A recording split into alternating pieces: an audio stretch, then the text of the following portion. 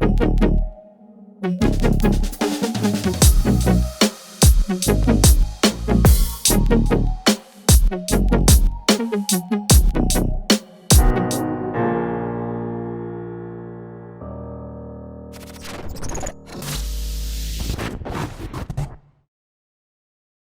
the recent release of Across the Spider-Verse, anyone with a YouTube channel is talking about just how amazing the animation is. A complete and utter miracle. Gonna blow their synapses out of the water with the visuals. There's loads of style. A visual masterpiece. Beautiful. Your brain will leave your body, and all that's left will be the experience.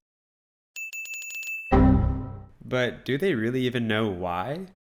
I find the Spider-Verse franchise so important and so revolutionary because it completely abandons any attempt at photorealism and instead decides to make its own visual languages. Then on top of that, it takes multiple visual languages and contrasts them against each other in ways that just can't possibly be achieved in live-action film. Fox created a fantastic video describing Spider-Verse's departure from the Pixar look, or photorealism. In summary, there's a tradition of attempting to replicate real-life texture, or lighting, that's dominated animation's production landscape, with only a handful of short films daring to stylize and depart from this quasi-live-action aesthetic. This photorealist trend is so problematic because it constrains animators from exploring what animation can uniquely achieve outside of the traditions of live-action film.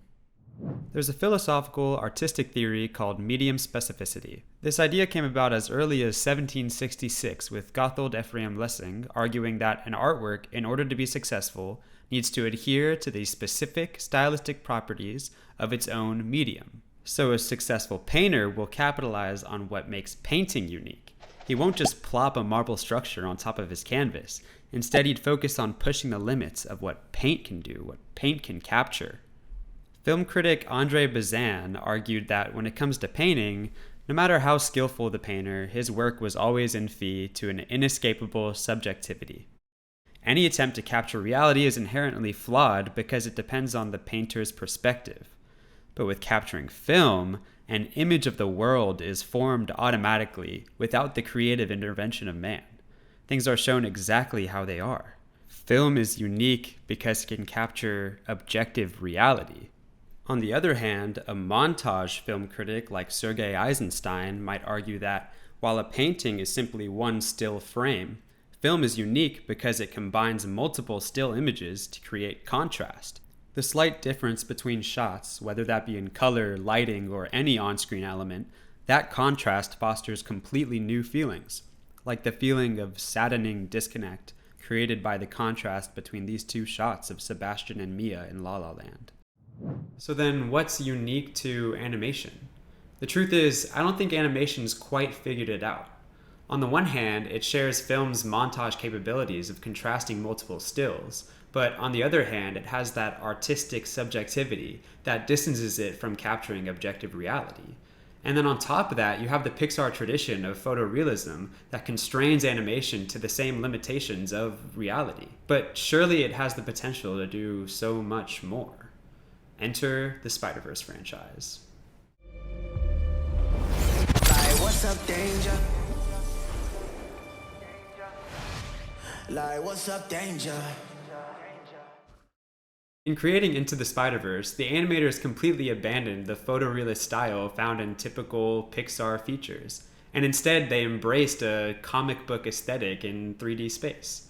But in order to do that, they had to create an entirely new visual rulebook, where the rules of photography include things like focus, motion blur, and consistent frame rates. There are also rules of reality it has to follow, like the fact that lighting tends to reveal texture, while shadows tend to obscure them. But Spider-Verse isn't constrained by that.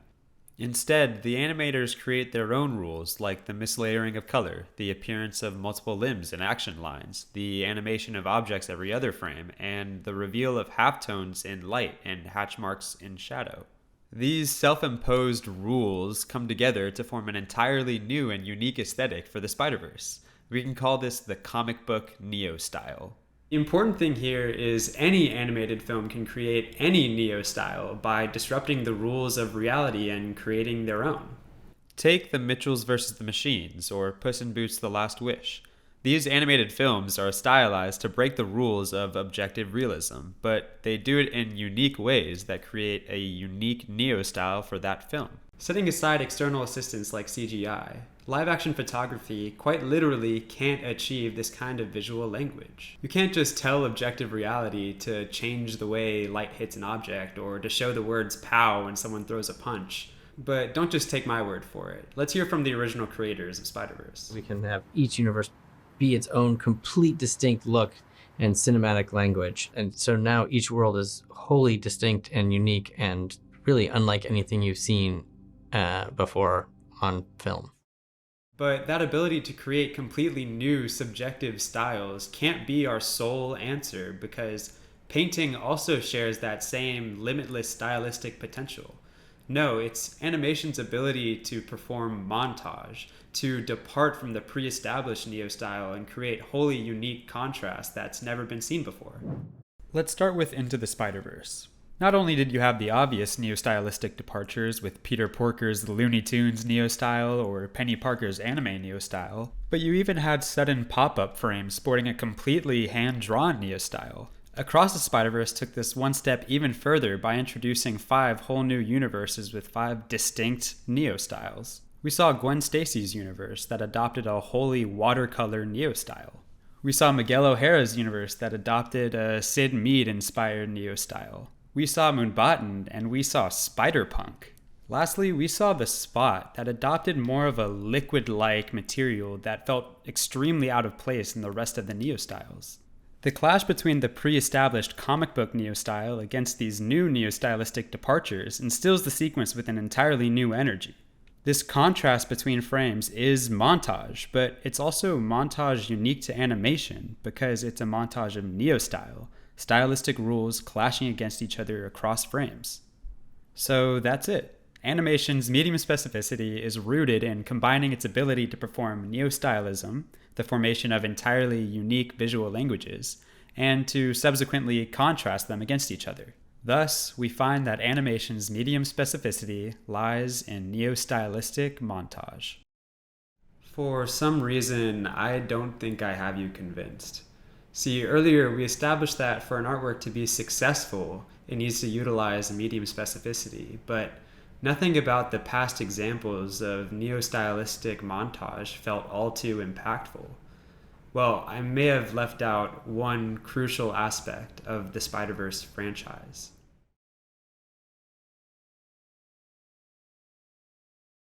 The Spider-Verse stories are rich with struggle, questions of identity, an inability to be understood, loss, and more often than not, you'll find that the animators use neo-stylistic montage to emotionally heighten the most intense scenes.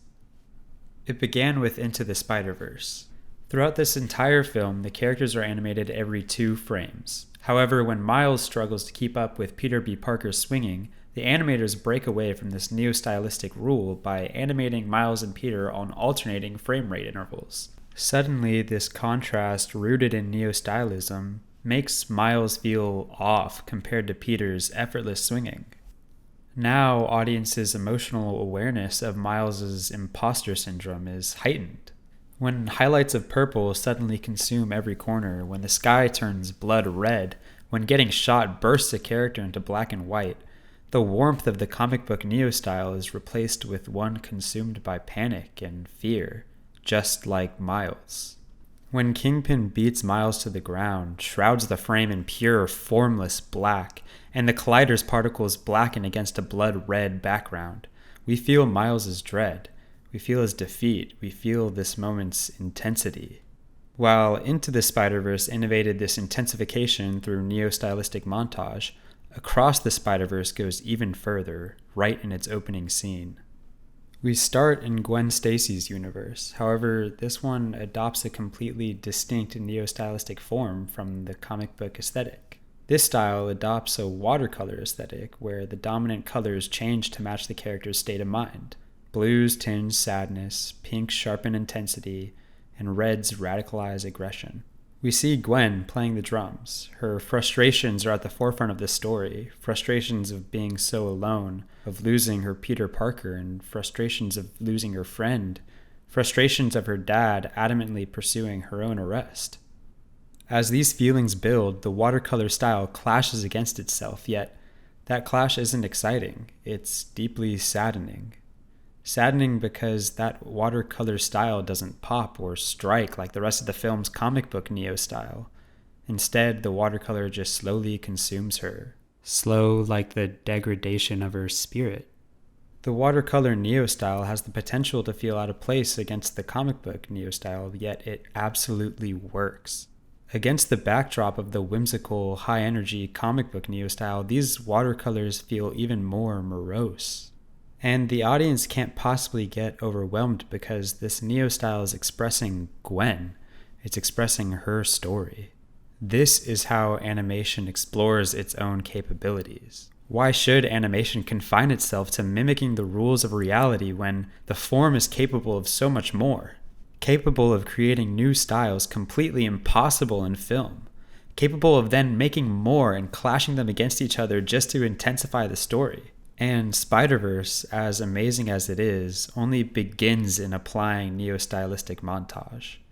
This signals an impending golden age of animation. And now we circle back to this. This phrase was coined by Ed Catmull, co-founder of Pixar, the exact studio that has confined animation for so long. Let Spider-Verse be a lesson. The medium should evolve, the style should experiment, and the style should contrast. Trust me, the emotions of the story will only be heightened because of it.